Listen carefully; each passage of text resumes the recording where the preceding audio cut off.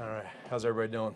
Great. Good. Before we get into serious things, looking at the Kelsey podcast today, and Patrick let the cat out of the bag. You gave him the plays before his visit. Can you tell us your side of the story? I keep hearing about that here today. So, well, yeah. I mean, it was, it's always a unique and fun process going through that, and I think you go back to that time when every year you're prepping for different positions, different players, et cetera, and it's such a lengthy, grueling process, and obviously we all had, I think it was very safe to say that there was a major consensus in our building of who we liked, and so me being the coordinator / quarterback coach, I could have a little part of that to be able to,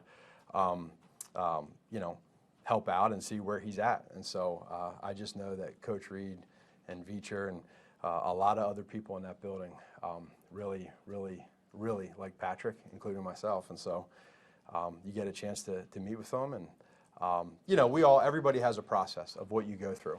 And, for us, it was able to go through some plays. And Coach has a phenomenal process of evaluation of many different positions. But in particular, I think his process of evaluating quarterbacks is awesome. And so that was just a part of the process, and I have not seen it yet, what you're talking about, but I can assume he was probably having some fun with it, and yeah, we definitely like Patrick. So it seems like you're yes that you gave him the answers or the plays? Say that again, I'm sorry? So that's a yes, you gave him the plays ahead of time? Yeah, maybe a little bit. You had other quarterbacks in that year, too. I mean, yeah, a lot of great ones. Did you give them the plays, too? We were we went over different plays at different times throughout the process of different weeks and different months. But but I thought Patrick did a hell of a job on the test. Coach was giving him some good questions on the plays, and Patrick, man, he knew what he was doing, but it was impressive. Was this a secret plan? And Brad, and I guess Jonathan, yeah. Were they aware that when he came back in that he had already seen some of these plays? Well, I know how much they loved him pre-draft process, and how much we were all so much into him, and I mean, Coach and Veacher and Dorse and all these guys. I mean, that was I think the best part. Before I get to your answer or your question, is everybody was just very all in on him, and it made it easy. But now there's a process to it, and again, like I said, I was a part of that process, and some may have known a little bit, and some may have not. I mean, there's all the stories about the teams that liked him as well, and reached out and said, "Hey, nice job," and everything. But you sit around in a room, and everyone like, keep your mouth shut, like this can't get out there. You had to go a long way up to get him, obviously. Yeah, that for sure that happens in every draft, and when you're dealing with a quarterback, and again, like you look at the process of especially a first round and some trade movements that could go on. I had my part at that time. I was in a different role.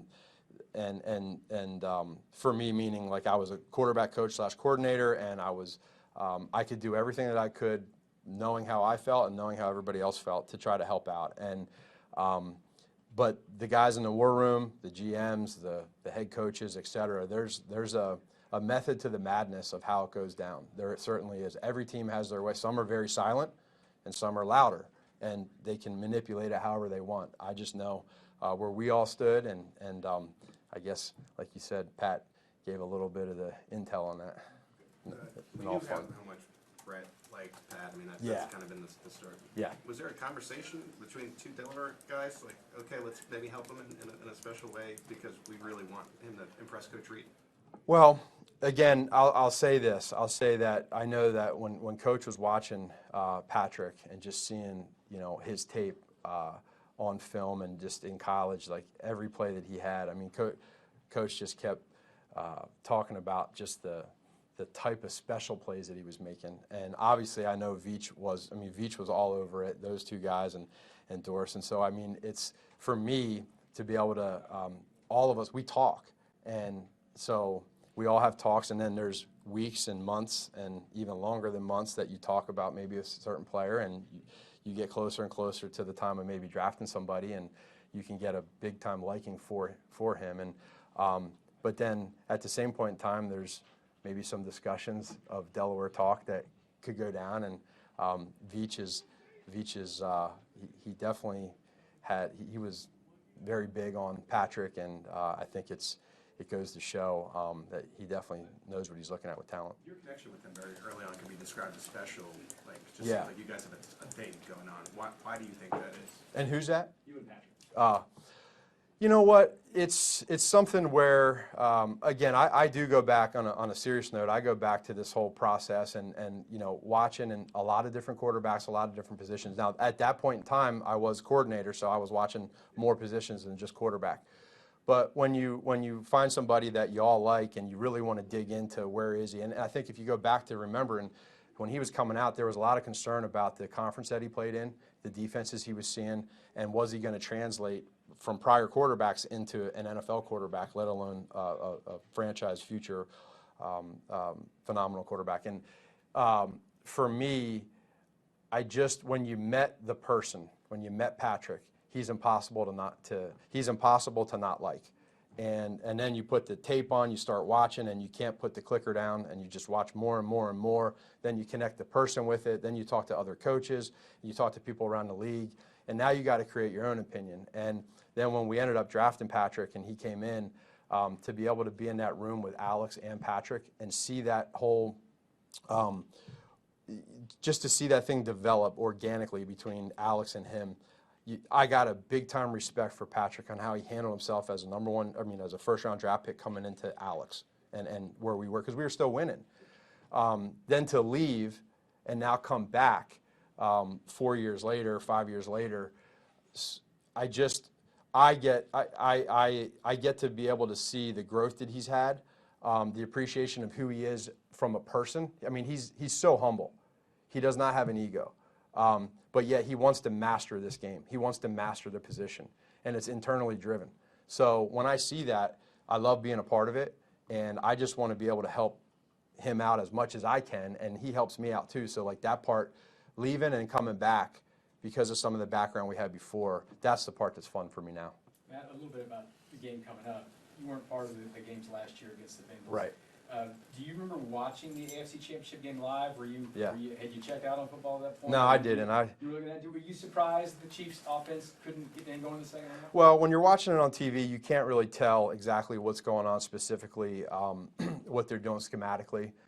Just like everybody else, you see it as a tale of two halves. Now we're able to dig in and really see, do you have some reasons why, yes, maybe no, et cetera. So, but for me, I was able to see it. I was able to watch it. And they're a great football team. I mean, I think you look at specifically from an offensive side of the ball, their defense, very well coached, great things that they do. And so we're going to be put to the test this weekend. And I think that it's a credit to them, but also it's a challenge for us. And it's a playoff type atmosphere. Are there certain teams, maybe the Bengals, obviously the Bengals would fall in this category if it is, but styles make fights, right? They say in boxing that what they do, their personnel is just kind of a bad matchup for Patrick, or is it just they had a good day, maybe the Chiefs didn't have as good a day? I do think it's a good question. I would say this, that every team has their own identity, and there's, like you said, the boxing analogy, some matchups just don't work out right. For us right now, and for Patrick specifically, and I think this is one of the good things of where he's at this year, is right now for him, it's week by week to be as consistent as he can be, regardless of what has happened in the past. And I say that to the point that we have not brought up in our room one time about anything that has happened. We know what has happened, and we're on to this year. Now, schematically, what do we need to do? We'll work through that. But, I think that for Patrick, he's in a good place right now. Our offense and our team is in a good place. And so what we want to do is keep that going and make sure that play by play, drive by drive, game by game, we keep this going, because it's been fun, and we all are learning different ways to win. We're calloused, and Patrick's a huge reason for that. Thanks, everyone. No problem. Take care.